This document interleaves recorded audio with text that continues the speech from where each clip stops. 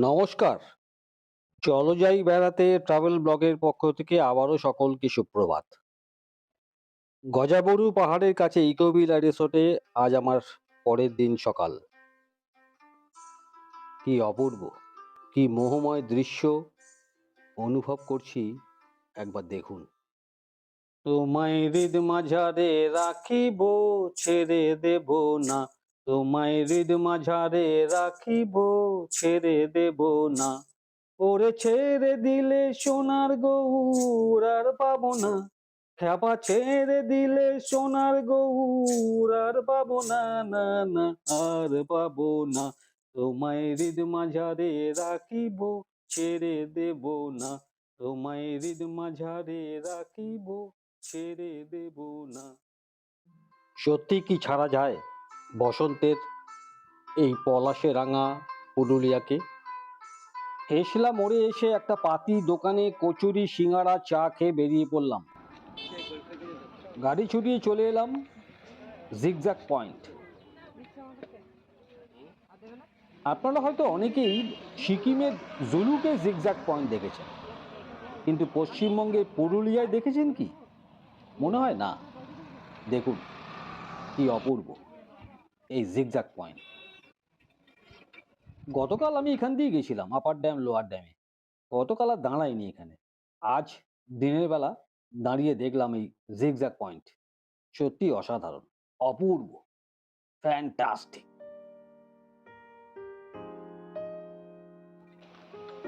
পুরুলিয়া ট্যুরে আমার এখনকার ডেস্টিনেশন বামনি ফলস।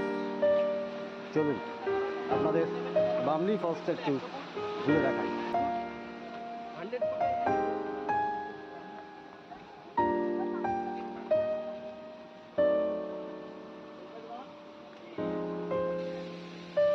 এই হচ্ছে বামনি ফলস। বর্ষাতে কি হবে জানি না, এখন বসন্ত, তাতে এই জল। তবে একটা জিনিস লক্ষ্য করলাম, এখানে অনেকগুলো সিঁড়ি নিচে নামতে হবে এবং বেশ খাড়া খাড়া সিঁড়ি। বয়স্ক ব্যক্তিরা এবং যাদের পায়ের সমস্যা আছে জানি না পারবেন কিনা। আমি নেমেছিলাম অনেক কষ্ট করে। ভালো লাগলো, জায়গাটা খুব সুন্দর। এই বামনি ফলস, ওপর থেকে বামনি ফলস দেখতে দারুণ লাগছিল। সিনিক বিউটি কিন্তু অসাধারণ।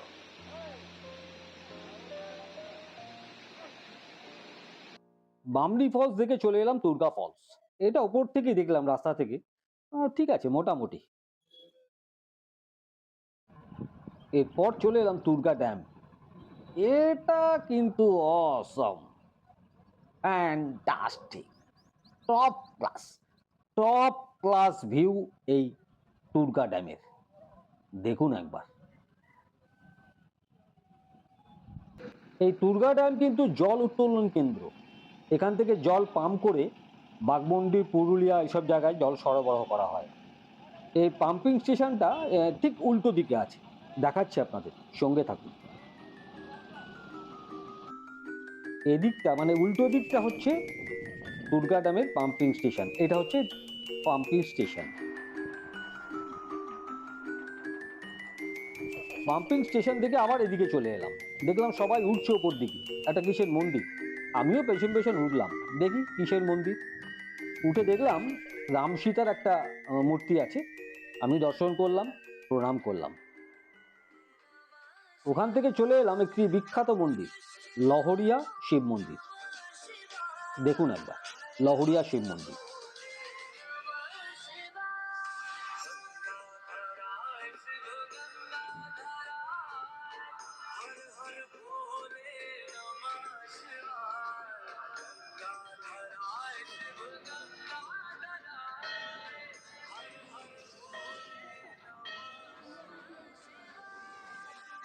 অযোধ্যা পাহাড় ঘুরতে এলে অবশ্যই দর্শন করবেন এই লহরিয়া শিব মন্দির। এখানকার একটি অত্যন্ত জনপ্রিয় এই মন্দিরটি।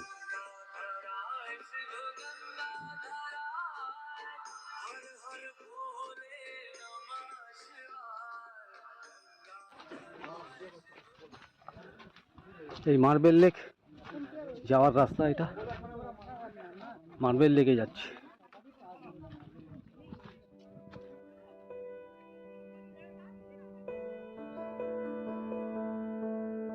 অযোধ্যা পাহাড়ে আসবেন অথচ মার্বেল লেক দেখবেন না, এরকম মানুষ মনে হয় কেউ নেই। আমার যতটুকু জানা আছে 2022 সালে পানীয় জলের সমস্যার কারণে এই মার্বেল লেকের জল পাম্প করে আশেপাশে 10টি গ্রামের প্রায় 5,000 মানুষের পানীয় জলের সমস্যা মেটানোর একটা প্রচেষ্টা শুরু হয়েছিল। জানি না কতটা সত্যি, যদি কেউ জানেন অবশ্যই কমেন্টসে জানাবেন আমাকে। কথিত আছে পাথরের বিস্ফোরণের কারণে ভূগর্ভ থেকে পানীয় স্রোত এই হ্রদের জন্ম দিয়েছে। এর আরো নাম আছে, যেরকম ব্লু ড্যাম, পটল ড্যাম। এই মার্বেল লেককে কেন্দ্র করে প্রচুর দোকানপাট হয়েছে, স্থানীয় লোকেদের একটা অন্যের সংস্থান হয়েছে, এটা তো মানতেই হবে। ওখান থেকে চলে এলাম ঝালদা সার্কিট, এটা চরিদা মুখোশ গ্রাম। এটা এখন অ্যাকচুয়ালি গ্রাম বলা যাবে না, এটা প্রচুর দোকান এখানে হয়ে গেছে। অবশ্য দোকানে সব দোকানেই একই কাজ হচ্ছে, মুখোশ তৈরি করা। আমি অনেকক্ষণ ঘুরে ঘুরে একজনের সঙ্গে কথা বললাম, শুনুন একবার। আমার সামনে একজন মুখোশ তৈরি করছেন, আপনার নামটা একটু বলবেন আগে? আমার নাম দীপেশ সূত্রধর। দীপেশ সূত্রধর। আচ্ছা দীপেশ বাবু, আপনারা যে এইগুলো মুখোশগুলো তৈরি করছেন, এগুলো বেস্ট মেটেরিয়ালটা কি, মানে কার উপরে এগুলো তৈরি হচ্ছে? বেস্ট মেটেরিয়াল বলতে যে মুখোশটা যেটার উপরে রং করে, হ্যাঁ, সেই মুখোশটা হচ্ছে এটা কাগজের তৈরি। ওটা কাগজের। মানে আপনারা যে টোটাল এই মুখোশগুলো তৈরি করছেন, এইগুলো সব কাগজ? সব কাগজ, মাটি কোনো ব্যাপারই নেই এখানে? মাটি আছে। আচ্ছা, মাটির প্রলেপ থাকে, তার উপরে কাপড় সারা থাকে। আচ্ছা আচ্ছা আচ্ছা, মানে বেসটা কাগজ, কাগজের ওপরই আপনারা যা কিছু কারুকার্য করছেন।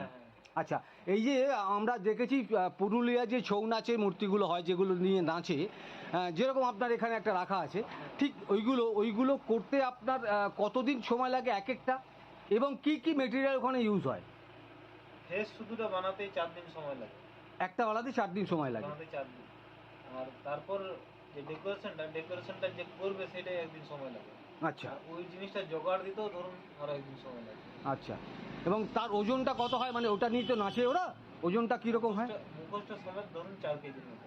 ওই মুখোশটা যেটা নিয়ে নাচে সেটা 4 কেজি ওজন হবে? মুখোশটা ছাড়া 3 কেজির উপরে। আচ্ছা, মুখোশটাকে পেছন দিয়ে কি দিয়ে বেঁধে রাখে ওরা? ওটা তারের খুঁটি দেওয়া থাকে ওখানে। তারের খুঁটি দেওয়া থাকে।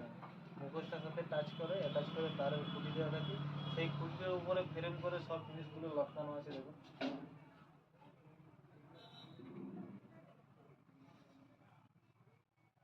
বাহ, ধন্যবাদ, অনেক ভালো লাগলো আপনার সঙ্গে কথা বলে। চলো যাই বেড়াতে, এই ট্রাভেল ব্লগের পক্ষ থেকে আপনাদের সকলকে স্বাগত জানালাম। আমি এখন ঝালদা সার্কিটে মুখোশ গ্রামে আছি। আপনাদের একটু আগে ওনার সঙ্গে কথা বলালাম, দেখলেন। কেমন লাগছে একটু আমাদের কমেন্ট করে অবশ্যই জানাবেন। এবং আপনারা যদি পুরুলিয়াতে কোনো দিন ট্যুর করেন, অবশ্যই এই মুখোশ গ্রামটা ঘুরে যাবেন। এটা ঝালদা সার্কিটে, বাঘমুন্ডি থেকে একটু এগিয়ে আসতে হয়। ঝালদার দিকে যে রাস্তাটা গেছে, হ্যাঁ 2 কিলোমিটার, ঝালদার দিকে যে রাস্তা গেছে সেই রাস্তাতেই এটা পড়ে মুখোশ গ্রাম। অবশ্যই আসবেন, ভিজিট করবেন, দেখবেন, এবং আপনাদের যদি প্রয়োজন মনে হয় নিশ্চয়ই কিনবেন। অন্তত কিনলে অন্তত ওনাদের একটু জীবিকা অর্জনের জন্যই তো ওরা করছেন, তাহলে একটু সুবিধা হয়। মুখোশ গ্রাম থেকে বেরিয়ে মানে ঝালদা সার্কিটের ওই বাঘমুন্ডি মোড়, তারপর 11 কিলোমিটার পর বড়রামপুরের দিকে হচ্ছে এই পাখি পাহাড়। এখন এলাম পাখি পাহাড়, পুরো দেখছেন, পুরো শাল গাছে ঘেরা জঙ্গলের মধ্যে দিয়ে যাচ্ছি পাখি পাহাড়।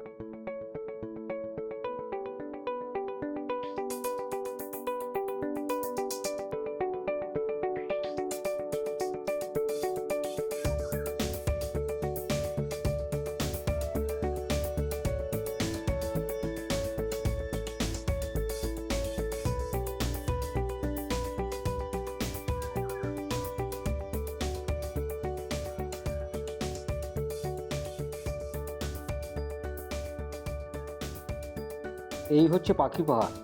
একা ছিলাম, বেশি দূর গেলাম না, খানিকটা গিয়ে দেখে চলে এলাম। এই পথ দিয়ে নেমে এলাম, একটু ভয়ই করছিল। পাখি পাহাড় থেকে ফেরার পথে অনেকগুলো সাইনবোর্ড দেখতে পেলাম রাস্তার উপরে।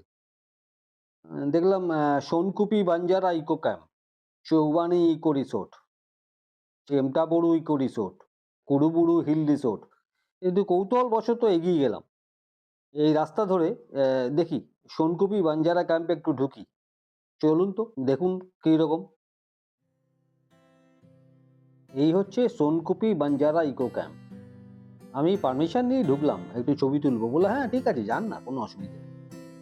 ফ্যান্টাস্টিক জায়গা, কিন্তু পাহাড়ের নিচে পলাশে ঘেরা একটা দারুণ জায়গা, দারুণ। Open area dining, fantastic. বাচ্চাদের খেলনার জায়গাও আছে দেখলাম, বিশাল এরিয়া, খুব ভাল লাগলো দেখে। এদিকে আবার আকাশটা মেঘলা করে এলো, আমার মনে মনে ভয় হচ্ছে আবার বৃষ্টি না আসে। চলুন তাড়াতাড়ি এগিয়ে যাই, অনেকটা যেতে হবে এখান থেকে। যে ভয়টা করছিলাম ঠিক বৃষ্টি এসে গেল, খানিকক্ষণ দাঁড়িয়ে পড়লাম, তারপর আবার পথ চলা।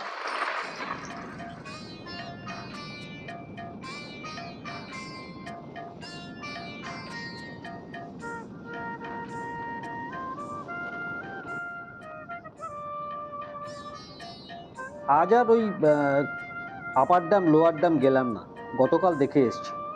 আজকে অন্য রাস্তা দিয়ে ফিরে যাচ্ছি রিসোর্টে। রিসোর্ট থেকে আজকে সূর্যাস্ত দেখব, সঙ্গে থাকুন।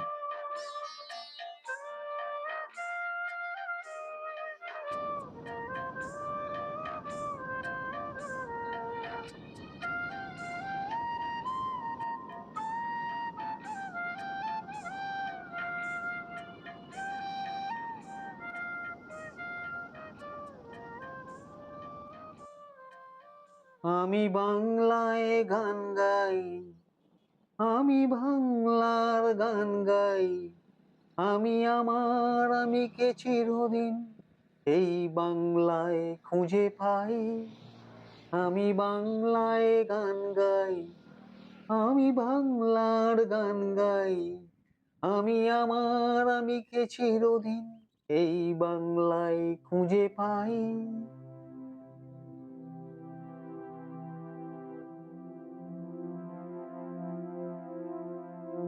ফিরে এলাম রিসোর্টে, বারান্দায় দাঁড়িয়ে সূর্যাস্ত দেখছি। বৃষ্টির পর কি বৈচিত্র্য দেখুন, অসাধারণ। আপনাদের সেটাও শেয়ার করলাম। ফ্যান্টাস্টিক, টপ ক্লাস, একদম টপ ক্লাস ভিউ। ইকোভিলা রিসোর্টের আরেকবার একটু রিভিউ করে নিই। এই হচ্ছে ফার্স্ট ফ্লোর, উঠেই বারান্দা, বারান্দায় একটা দোলনা, দোলনায় বসে গজাগুড়ি পাহাড় দেখুন, দারুণ লাগবে। চলুন ঘরটায় ঢুকি। ওয়াও, কি অ্যাম্বিয়েন্স, অসাধারণ, কোনো কথা হবে না।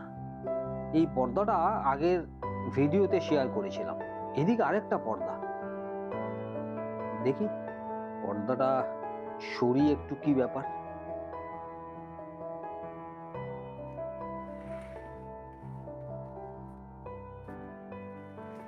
ওহ, দারুণ দারুণ।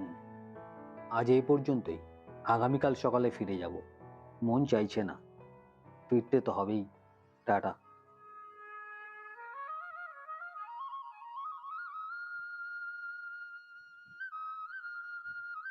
সুপ্রভাত সকলকে।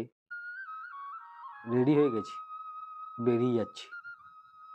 বিদায় গজাগুরু, বিদায় অযোধ্যা পাহাড়, আবার আসিব ফিরে।